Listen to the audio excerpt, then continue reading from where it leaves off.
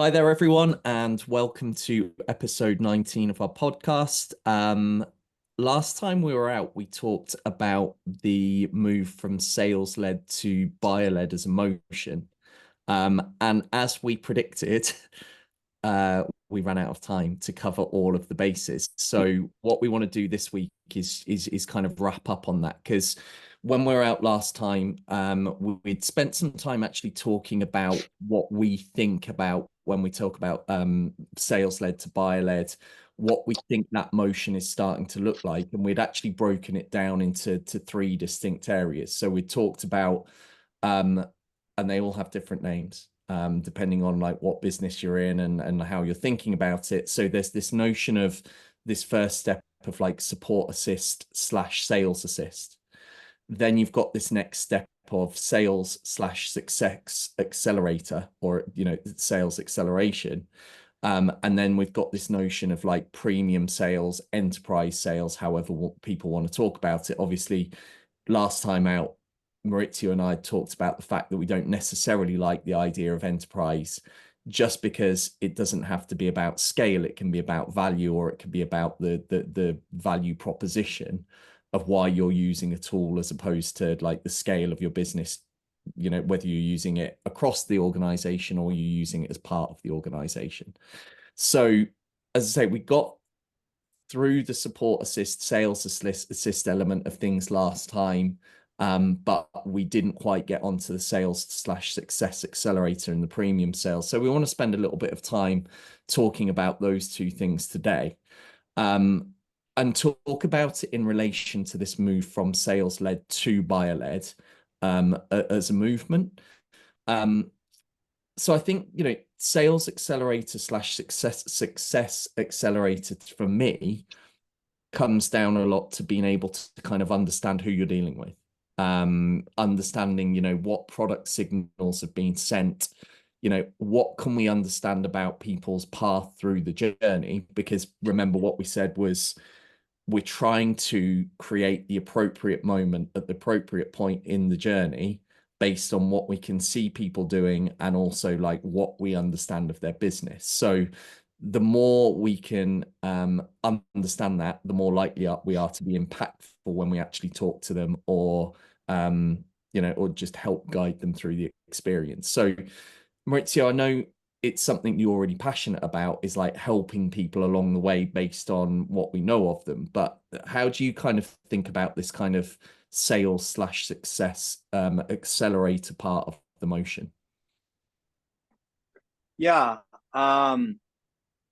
absolutely. And I, I'm thinking how to best answer this question, and I don't know why, because I'm now at the point where the post soccer, post football depression is over, with the Copa America and the Euro Cup being over, and of course, me being Colombian, the sadness of losing to Argentina, uh, you know, it's a couple of days past, and I was thinking of like what does soccer has taught, like what did the Copa America teach me about B2B sales? It's those LinkedIn posts that killed me. No, but in all seriousness, I'm thinking through. So a couple of things. It's like in the sales success accelerator process, or where sort of take a process, take a motion, and sort of navigate. It's like, all right, here is where I'm going to input some human, like a human element, to help with the demo process, with the questions, all that stuff. To me, it's similar to soccer or football or a cup, or for example, James Rodriguez performance, the performance of somebody like Richard Rios, that started as somebody that you technically wouldn't really consider to join a national squad, and today after the cup, I feel that he is one of the people that is going, or players that is going to Yeah. shape the way how Colombia is going to play for years to come. And he's a very different player. I think there's an element to that as well. You know, in the process of a sales or a success accelerator, when you plug in people throughout the experience, regardless if it's a self-serve motion, or you know, if it's a freemium motion, or a motion where you know you get people to do some light touches or even some more like mid-market type of sales. It really depends on the match, right? The team on the other side, like the prospect, and also like the player on your end. So there are different types of reps. There are different types of, you know, you have the challenger rep, you have the relationship builder. So it really depends on, you know, the experience that you want to portray as a business. And of course, like you sort of have the sales process mapped out, but depending on the feedback, the experience that the prospect is living through, of course, that is also going to need to change. And as a business, you're going to need to have to adapt, right? And when to understand when to call quits. For example, the Colombia national squad had to play in Arizona at like 110-degree weather when really you had no space to train, and it wasn't one game, it was 2 games where the heat was unbearable. It's like, yeah, you have a training schedule, but then you have to change the way how you go about things in order to allow for the team to be successful. And for you to portray the best experience. And I think that it does happen in the business world as well. Yeah, no, and I think it is a great analogy for it. I think there's that element of you've got to resource things right. You've got to think about the appropriate approach for the situation. And, you know, I think I can sympathize with things in terms of the loss for Colombia, because obviously I'm English and we also lost to Spain. And I think there's a good argument to say that actually, in the same way that, you know, Colombia tried to resource that team, you know, there's an argument to say that England could have resourced that team a little bit better and actually picked a more appropriate team for that final based on what they knew of Spain and based on, you know, what they knew the match was going to be, not what the occasion was. And I think, you know, bringing that back into the sales accelerator side of things is that, you know, this is a stage through that process where people need a guiding hand. Maybe they don't need the full experience. They don't need someone to kind of walk them all through it. I think probably what it's about is some opportunity to say, look, we understand like what your challenges are. We understand how we can play a role to help get you further ahead in things and actually get closer to value that little bit quicker. And it's like stage appropriate, working out like what that's appropriate support looks like. And again, like, let's lift the lid on what we do with Stockpress. Like, this phase for us is very much for those people that are probably in like mid-tier packages, in the sense that, you know, they probably need some of those features that are slightly more complex. They might need a little bit of help to understand like how they can get the most out of those features, but they certainly don't need a coach or a manager at that point. It's just, oh yeah, like show me the way, and then yeah, I can carry on with things thereafter. But again, like read the room, understand like what position those people are in for that sales accelerator, sales success stage. And I also think, you know, when we come back to like product technology, it then comes down to what can we understand of what people are doing in that technology to understand, again, like where have they got to in their journey?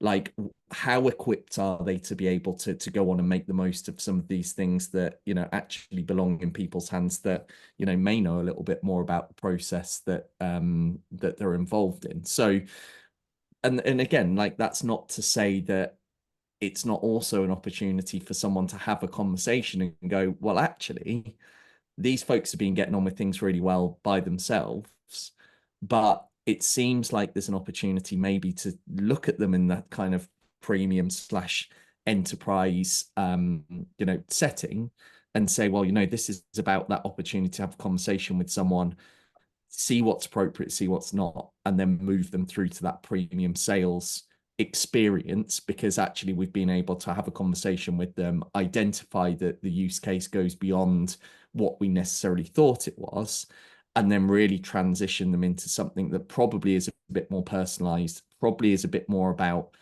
being that kind of aligned support for them. And it probably changes the game from like, yeah, there's someone there looking at those mid-tier kind of packages to actually those enterprise or premium style packages, which, hopefully are going to grow that revenue, grow that ACV. So I think, to your point, we're looking like you build up your football team, you build up your sales team almost in the same way. As there are the facilitators that are in that team, and they probably do a lot of the dirty work that probably goes slightly unnoticed, but it's really relevant and appropriate to the team. And then you've got your I say you've got your Harry Kanes. I don't know that Harry Kane gave himself the best kind of credit to himself throughout that tournament. But the point is, you've got that person that steals the headlines because they're banging 40 goals a season. And, fundamentally in the past, you've probably looked at that as being like the enterprise and premium sales folks. But the reality is they don't exist and they don't have that role to play without everything else that goes into it before. And like, whether we want to take the analogy of like your center backs are those support assist, sales assist, because they're keeping everything safe at the back. They're making sure that, nothing gets past the business. Then you've got those like industrious midfielders that, might create an opportunity to score, but equally are just there to make sure that, the defenders are protected and we're not letting anything slip through. And then you've got your strikers that are going to go out there and score the goals and hopefully set someone else up for that success. And that's what gets us to that premium sales. So I guess just to like, so we actually finished this part of the conversation today. You go sales accelerator and sales success accelerator, depending on what you want to call it, into that premium sales approach. How do you make it feel customized and personal? And I guess from what we're seeing in the world at the moment, which is this buyer-centric kind of approach, how do we make that kind of premium sales experience feel buyer-led versus it being sales-led? Like, I'd love to get your thoughts on, what the difference is, and like actually how things have shaped up to change what premium sales means, given the buyer-centric kind of time that we live in. Yeah, I think going through these motions is paramount to ensure that you build trust in the process, right?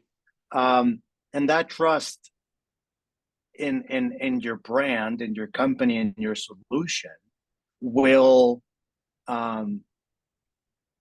allow for those buyers that want to have a personalized experience to either ask for one or accept one that you would suggest.